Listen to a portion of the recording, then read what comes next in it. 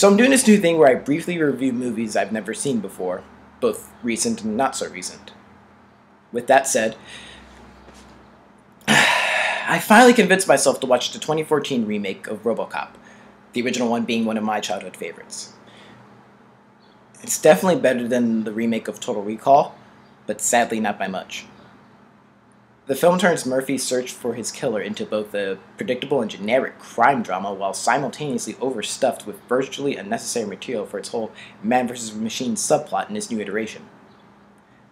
The original 1987 film gave you mystique about its plot, but it didn't put all its cards on the table until a certain point in the film, and it did this in a subtle way. Which is amazing, being that from what I know about the 1980s was that things were anything but subtle. The reason the remake doesn't work here is the same reason the 87 film did. It had a heart.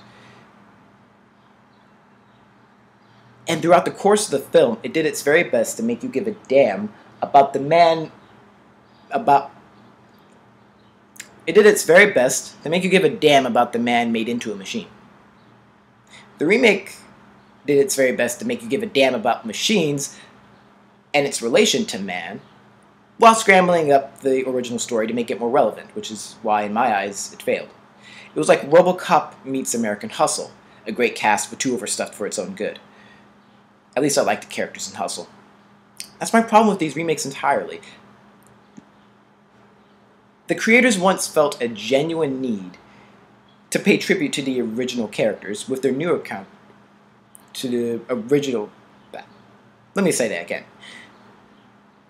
The creators once felt a genuine need to pay tribute to the original material while simultaneously becoming its own beast and making the original characters, along with their newer counterparts, relatable.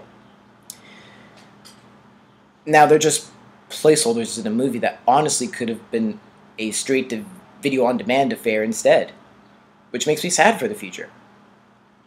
The last remake I felt was somewhat genuine was Evil Dead, back in 2013. But they had an advantage over the PG-13 remakes of 80s R-rated films. They had help from the very people behind the original Evil Dead trilogy, and did its very best to convince audiences that it wasn't a cash grab, but rather a legitimate remake. Now, since it's being remade as we speak, let's see if that happens with Universal Studios' new take on Scarface. So, especially since they've added the writer from the Straight Outta Compton biopic to the project.